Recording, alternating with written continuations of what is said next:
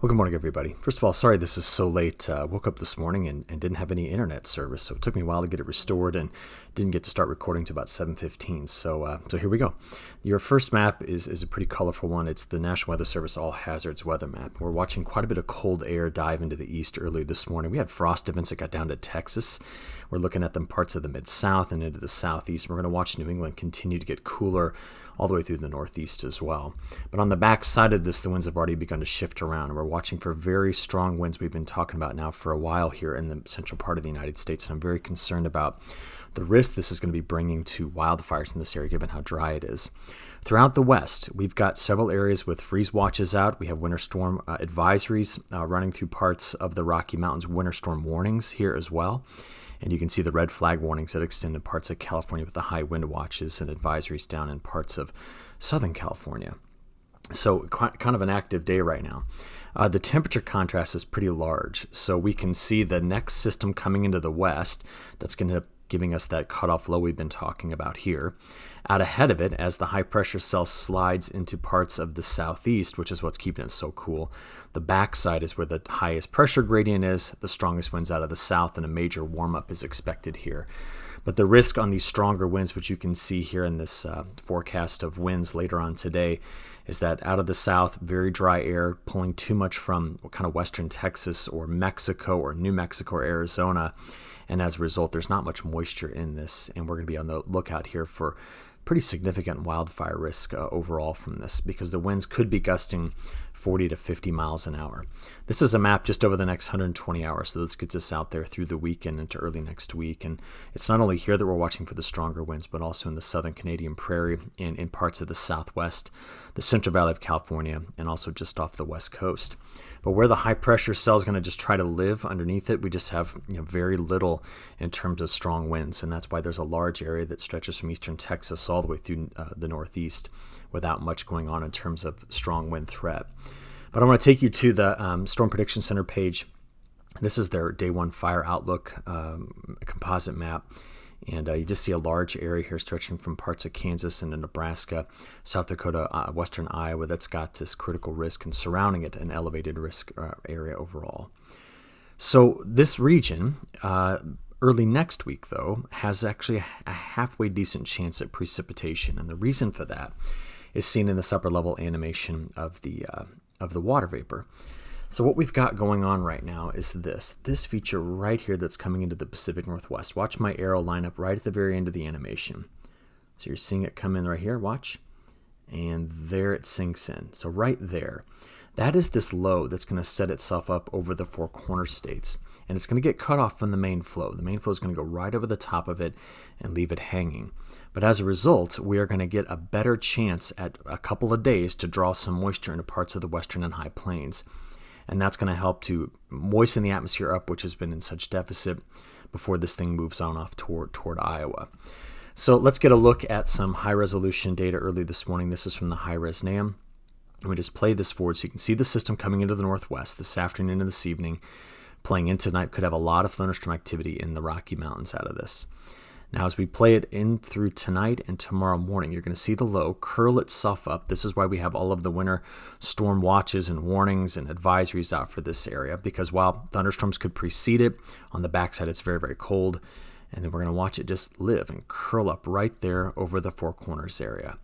And this is going to all be kind of mountain-enhanced precipitation. And you remember yesterday when I said, oh, there's that ribbon of vorticity that kind of stretches here? There's the chance at getting some light, very light precipitation out of that as it moves on off toward the north and east here from the main low that's going to be over Colorado. You can continue to see the flow coming into the Pacific Northwest, really just parts of Washington. But this sharp line cutoff is just the northern boundary of the high-resolution NAM domain. So that's why you don't see anything up here farther. So we're just playing this through, getting us out there to midday Saturday, and that's where it'll sit and spin. But you'll notice there's this area here that we're going to be able to draw in enough moisture in the western plains, I think, to get a decent shot at getting some precipitation.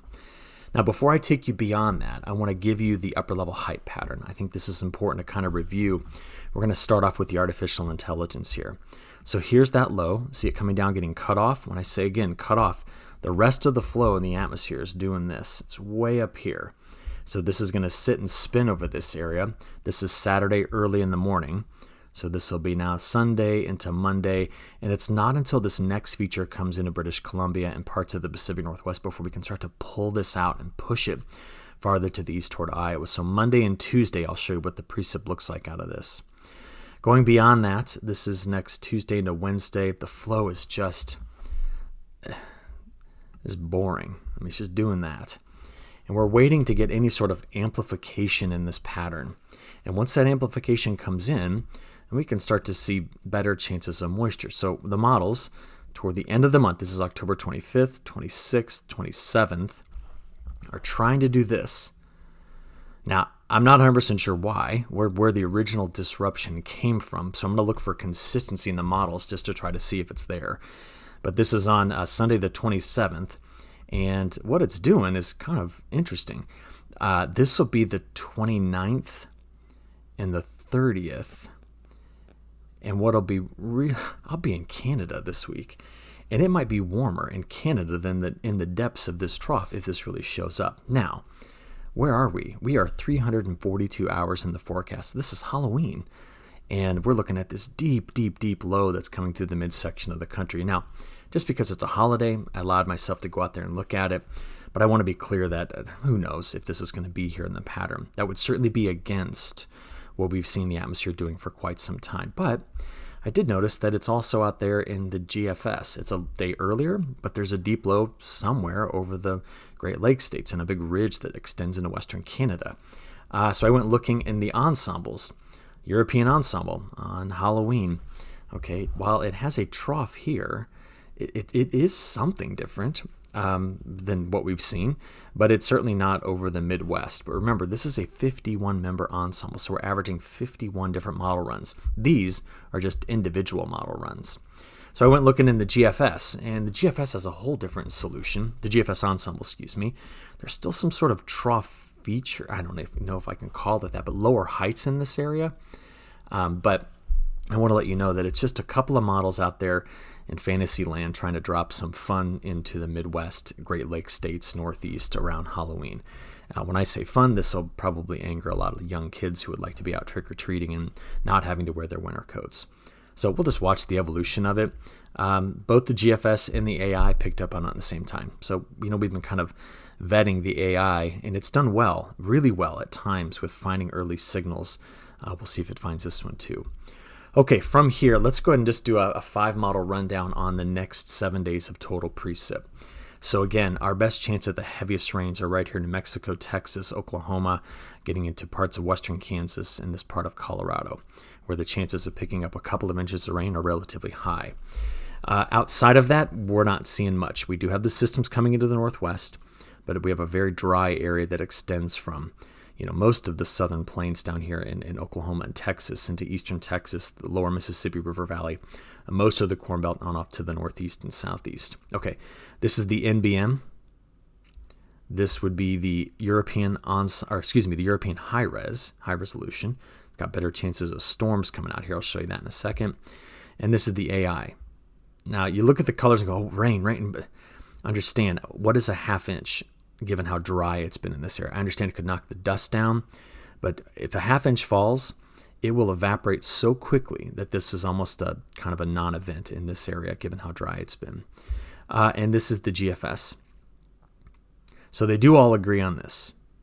And that's going to be on the eastern side of the cutoff low, where you have your best vorticity advection, best frontogenesis, and you're running into a little bit of Gulf moisture. So that's what's going on here. I'd like to show it to you, though, by going into the high-resolution European model. Just kind of watch this out. So you can see that today the tight pressure gradient is becoming established. This is really tight. That's a 28 millibar change in pressure over that distance there, which is a very strong pressure gradient. We're going to watch the low come over the Rocky Mountains, setting up over Colorado. Next push of moisture coming right here into British Columbia and parts of Washington. But you can see maybe a chance for some precip out ahead of this, which we saw in the high-res NAM. All right, as we get into Saturday, watch this area here for the heaviest rainfall. We get into Sunday, and Monday it leaves. Now, if I just show you that again, I went back to Sunday afternoon. We're going to play through Tuesday afternoon. You can see the low leaving and curling up And on its northern side, possibly some moisture that gets through southern Canadian Prairie, northern tier of the United States as well. I'm focusing so much on this event because it's like the first chances of rain in this area in a very long time. It's not much, and it will likely be in the form of storms on the southern side and wider spread rain on the northern side. But that's what we've got early next week. And beyond that, high pressure builds back in. This is next Thursday, Friday. We're going to watch the next system coming into the west at that point. So thinking that all through, snow on the backside. Let's get this updated. There we go. We've got some decent snows at higher elevation. Again, that snow swath that's north of Highway 16 here. But watch out for the Rockies. Really up here, though, between British Columbia and Alberta, I think the heaviest snows. But on the driest side of this is the chance of staying under 1/10 of an inch. So the southeast, very dry, all the way back to central and eastern Texas, all the way up the northeast coast, very, very dry overall. If we look at who's going to stay under 1/2 inch, this area shrinks a bit when we get out there farther. So, expands a bit because we're increasing the precipitation amount. So we have a larger area that has, a pretty high probability it's staying under 1/2 inch. It's just this low that's coming in here and the chances for heavy precip in that area. If we look on the wetter side of this, who's got the best chance of going over 1 inch? Now we identify those spots we've been discussing. All right. So from here, let's go ahead and look at week 2.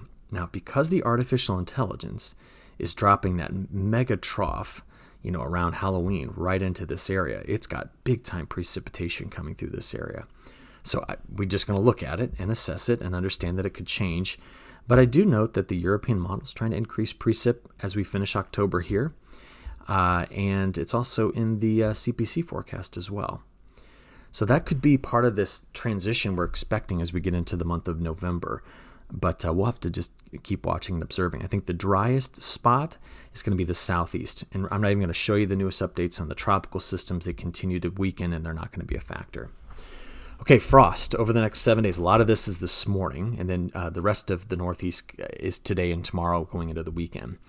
But a major area here of warm-up behind this. But as you know, deeper lows are coming in, right? The one that's coming into the Four Corner states is going to drop those temperatures off. But this whole area is now just seeing warmer temperatures because it's on the on the southerly wind side of this next system.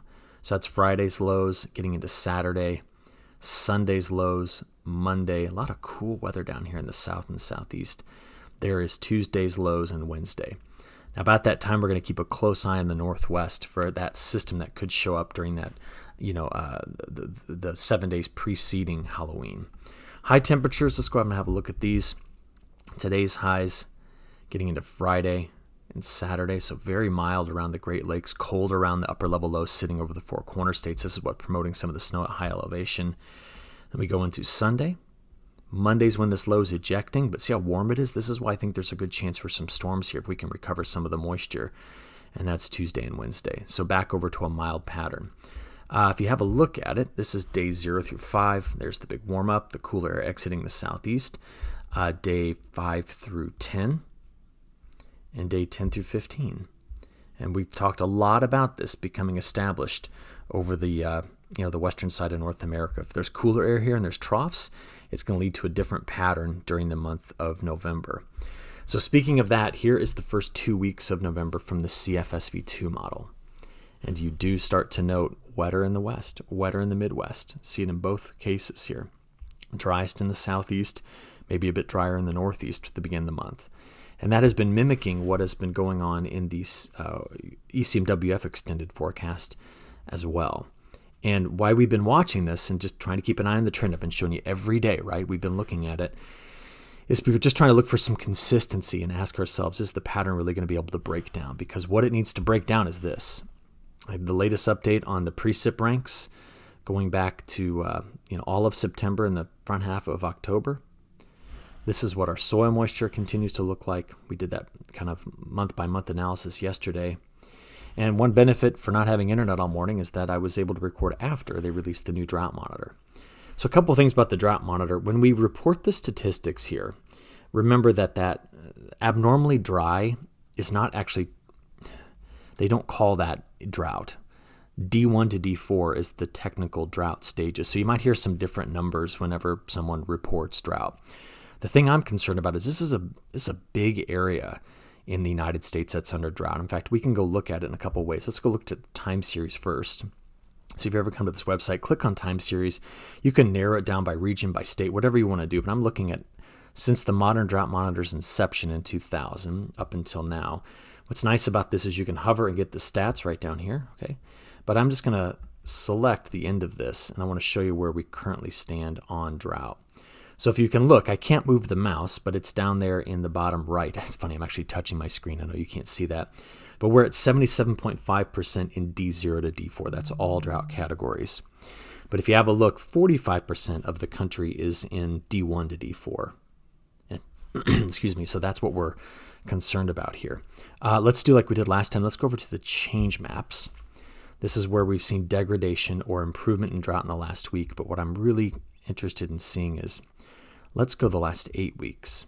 And that, again, just shows us some pretty remarkable changes throughout the Midwest, throughout parts of the southern plains, getting into the south, sections of the western United States just dipping farther into drought. And finally, if you're very interested in specific crops, click on Ag and Drought, which is what we just clicked on.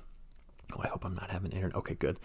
I'm going to choose row crops, and now you can start to see different, different crops and how much they are in, how much drought area is covering those areas. So this does include everything. So from D0 to D4 when you look at these numbers. So I've been worried about this drought developing this fall, and I want to be very honest with you about what I'm concerned about. Because as we started talking about the last couple of weeks, we're just starting to check off some boxes that have me worried about 2025. And the first is with the ocean temperatures, specifically La Niña. Now, I've made a case that I'm more concerned about this and the cooler water that's developing here. But La Niña is a factor, and it will be, and it'll play a factor for the rest of this winter, and it's continuing to develop. We've seen all the models and what they're projecting. So what I want to do instead today is I want to go to one of my favorite websites. It's just one that you can graph out all the El Nino and La Niña events. You can go back to 1950 and see all of them. We've looked at this extensively in the last several years of these videos. But what's nice at the top is on this website, they just give a quick summary of the weak, the moderate, and the strong La Niñas. So I don't think this one's going to come in very strong. Okay, oops, sorry. I didn't even know I clicked on that. But I don't think this is going to be able to come in very strong. So as I think it through, I went out and pulled all of these weak years out. I just want to show you something. This is what November looked like during the weak years when looking at precipitation. So some better upper Midwest precip, drier in the Mid-South, drier over toward the Mid-Atlantic and Southeast. But an early start of flow coming off the Pacific Ocean for most of California, Pacific Northwest. That's just November. If we go to December, okay, let's blow that up again, we tend to see quite wet throughout much of the Intermountain West. And if we have a drier signal, it's down here, Red River Valley of the South, and maybe pockets around the Appalachian Mountains. But that's what December looks like. This is what we find for January and March, the following year, right? So I had to switch all the years one more up so we can look at the beginning of that year. It was interesting because the second half of winter tended to go a bit drier in these weak La Niña years for the West Coast, which is more typical of La Niña. We tended to get quite wet and actually quite cold in the midsection of the country at times. But what I'm so concerned about is that if you just come back to the soil moisture map, knowing there's drought here and trying to break it in the coming months, which is difficult in winter, I went out there and said, well, just show me the following May to Augusts for those specific years. And the signal is very, very dry in the same places where we've got drought right now. I'm talking about the central United States. Now, could the Northeast break it? Sure. Could the Southeast be wetter? I mean, according to these years, yeah. But it's just very concerning that this may carry over into, 2025, and have the risk of a following year with low momentum. That's all this is. These years are all years of low momentum in the flow of the atmosphere. So what it does is it allows for big ridges of high pressure to build in this area. So around the periphery, we're wetter here and here, but not in the central part of this. So I just want to let you know that this is months away from us now. I mean, this is 7 months away to even get to the start of this. But we have to start talking about it just because it's front of mind for me, all right? So I went ahead and did the same thing, but I did it using the Era 5 data for South America. And one of the stronger signals that showed up November to March was southern Brazil and Argentina drought. And so what's interesting about that is that if you look at the European model forecast, this is October, November, December, January, December, January, February. You start to see that showing up in the model forecast as well. And there's January, February, March.